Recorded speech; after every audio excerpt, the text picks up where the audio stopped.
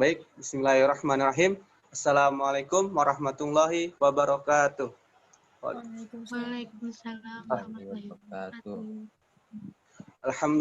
Alhamdulillahilladzi arsala rasulahu bil huda wad dinil haq liyuzhirahu 'alad dini kullihi wa kafaa billahi syahida amma ba'du.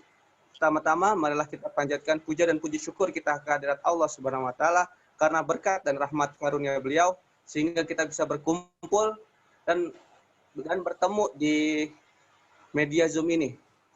Salawat serta salam marilah kita hanturkan kepada junjungan kita Nabi besar Muhammad sallallahu alaihi wasallam.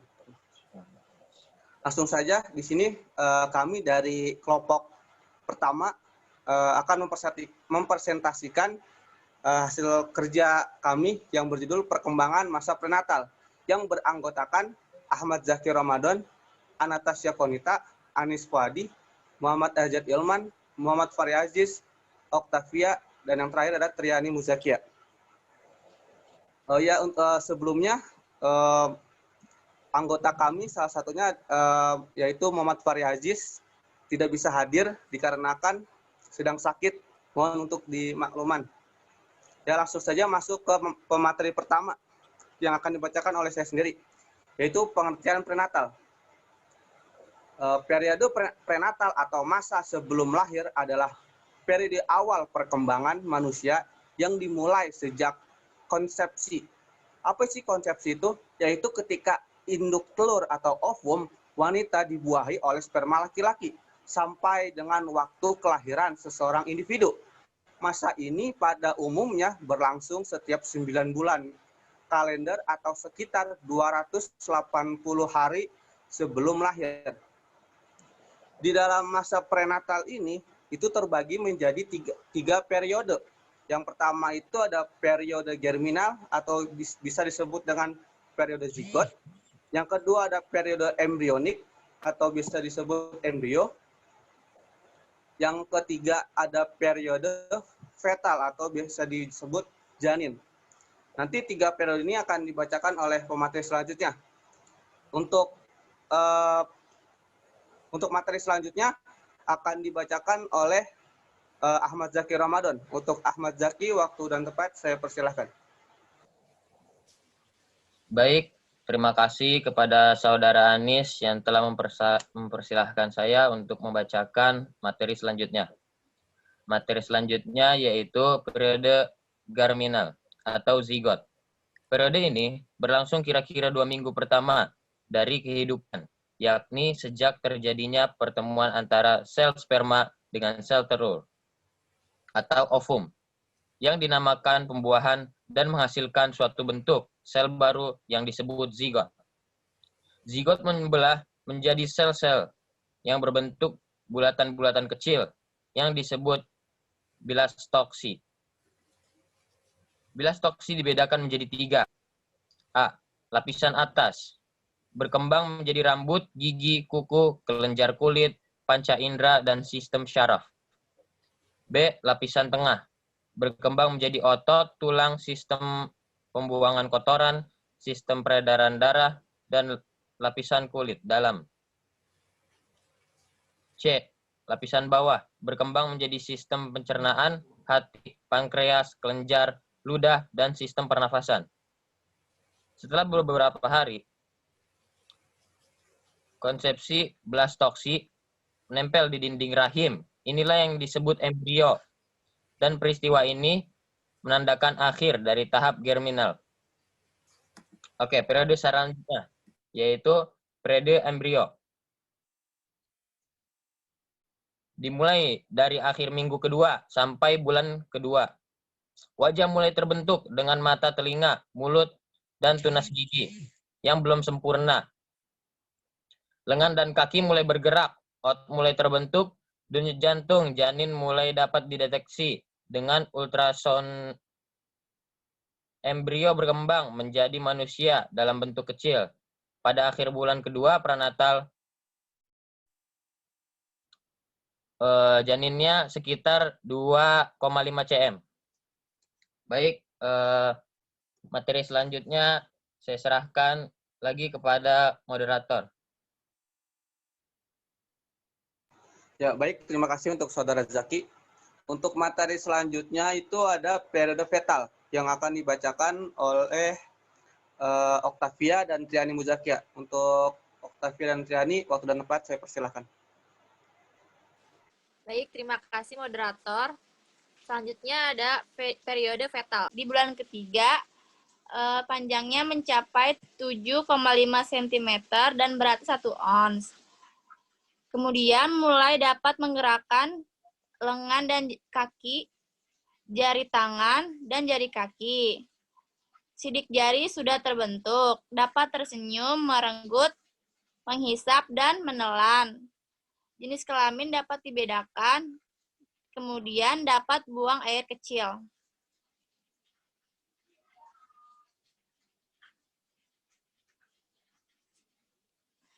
Di bulan keempat, panjang mencapai 15 cm dan berat antara hingga 7 ons. Denyut jantung kuat, kulit masih transparan, bulu-bulu halus atau lanugo menutupi tubuh, kuku jari tangan dan kaki terbentuk. Gerakan mulai terkoordinasi, dapat berguling dalam cairan ketuban. Selanjutnya saya serahkan kepada Saudari Okta. Ya, terima kasih Bu Zakia. Ya, bulan kelima, panjang mencapai 30 cm dan berat antara 0,25 hingga 0,5 kg. Denyut jantung mulai dapat didengar dengan stetoskop biasa. Menghisap ibu jari, cegukan, menendang rambut, bulu, mata, alis.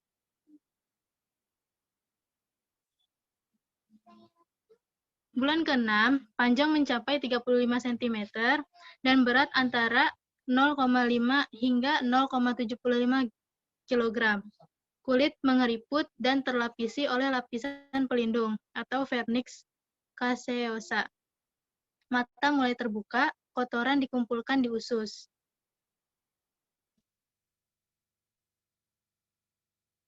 Bulan ke-7, panjang mencapai 35 sampai 42,5 cm dan berat antara 1,25 sampai 1,5 kg.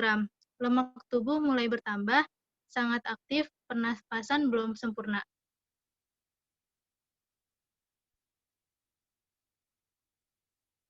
Bulan ke-8, panjang mencapai 41,25 sampai 45 cm dan berat antara 2 sampai 2,5 kg.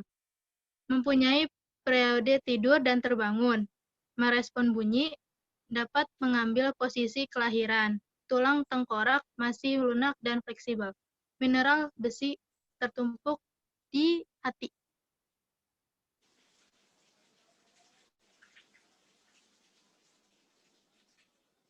Bulan ke-9, panjang mencapai 47,5 sampai 50 cm. Berat 3 sampai 3,75 gram. Kerutan pada kulit berkurang, vernix caseosa tebal, lanugo jauh berkembang, aktivitas berkurang, memperoleh imunitas dari ibu. Selanjutnya, saya serahkan ke moderator.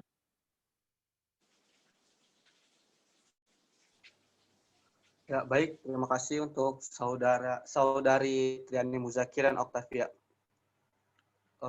Di sini terlihat ya gambar usia kelahiran di 3 minggu pertama itu ada 3 minggu pertama. Selanjutnya itu ada usia 7,5 minggu sudah mulai terbentuk tuh, terlihat mukanya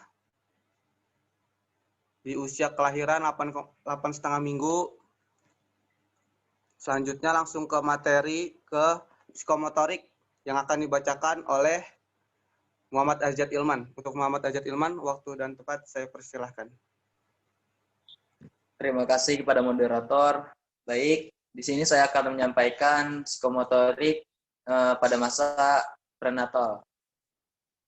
Ciri-ciri psikomotorik pada masa prenatal. Yang pertama adalah mempunyai periode tidur dan terbangun. Yang kedua, menendang. Yang ketiga, menggenggam.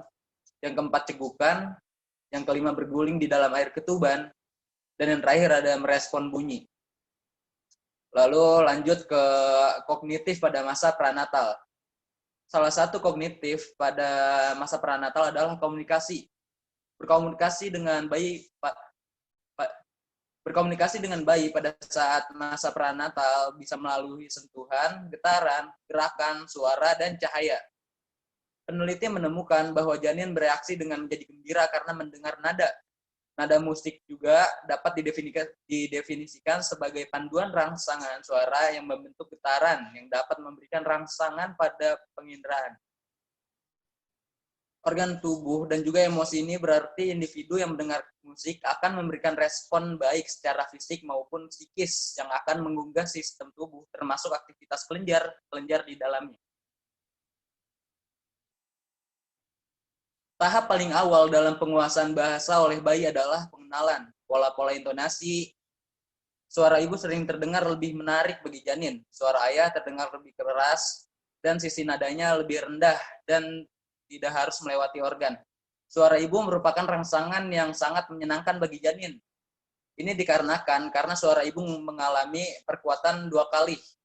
Selain mencapai bayi dari luar tubuh, suara ibu mencapai lewat dalam melalui gelombang-gelombang bunyi yang merambat melalui tulang-tulang dan jaring-jaringan yang akan memberikan efek pijatan lembut pada janin. Baik, mungkin dari saya hanya itu yang bisa saya sampaikan. Akan saya kembalikan kepada moderator. Terima kasih. Ya, baik. Terima kasih untuk Saudara Azat Ilman. Untuk materi selanjutnya itu ada afektif pada masa prenatal yang akan dibacakan oleh Saudari Anastasia Konita. Untuk Anastasia Konita, waktu dan tempat saya persilahkan. Oke, selanjutnya afektif masa prenatal. Dalam pendidikan anak, masa prenatal terkait dengan tingkah laku yang harus dilakukan oleh seorang ibu di masa kehamilannya. Dalam pandangan Islam dikemukakan beberapa langkah praktis seorang ibu. Yang pertama, yaitu mengajak bayi bersama-sama melakukan perbuatan baik. Misalnya, dengan mengelus perut si ibu dan berkata, "Nak, mari kita tengok kakak yang sedang sakit," atau yang lainnya. Kedua, perbuatan tadi dilakukan dengan mengelus-ngelus perut ibu.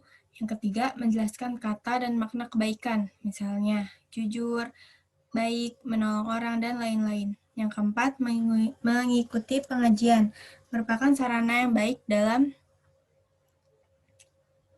menumbuhkan daya sosial dan keagamaan anak. Pada saat hamil, seorang perempuan akan dituntut untuk selalu berhati-hati dalam melakukan aktivitas di dalam kesehariannya. Hal itu bukan tanpa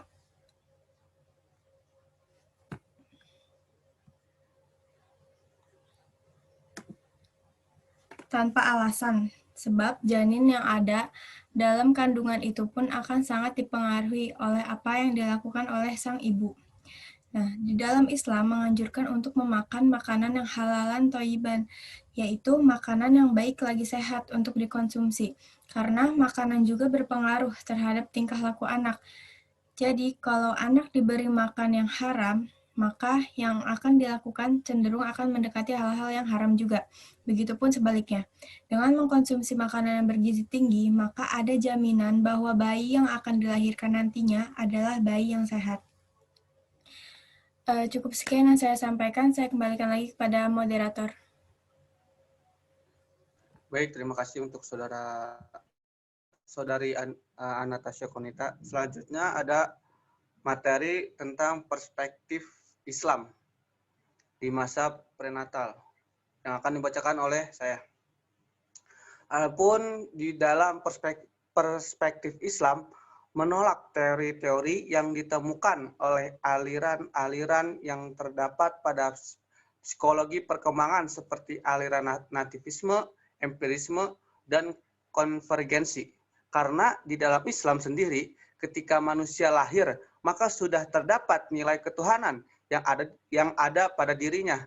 Sebagaimana hadis Nabi SAW dari Abu Hurairah radhiyallahu anhu Ia berkata, Rasulullah Shallallahu Alaihi Wasallam bersabda, setiap anak ayah dan ibunya lah yang menjadikan Yahudi, Nasrani atau Majusi. Hadis riwayat Bukhari dan Muslim.